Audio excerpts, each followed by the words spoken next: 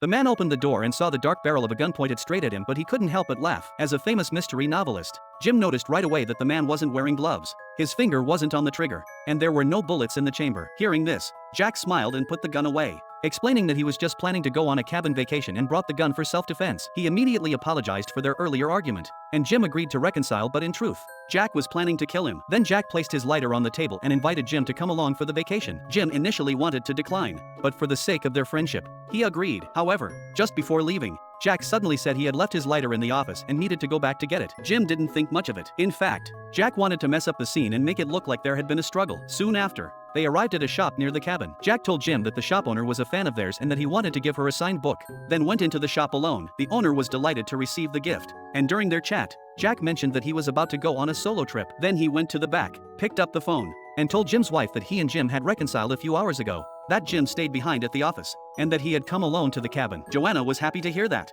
and after a brief farewell, they hung up. Shortly after, they continued driving and arrived at their destination. The scenery was beautiful, and Jim felt like staying, but his wife was waiting for him at home. So Jack advised him to be flexible and just call Joanna to say he was still at the office and would be working late. Jim eventually agreed and asked the operator to connect the call, but Jack quickly stopped him and told Jim that if he wanted Joanna to believe him, he should call the house directly, and the area code was 213. Jim followed his instructions and dialed the number, saying he was in the office finishing his manuscript. But just then, Jack raised the gun again,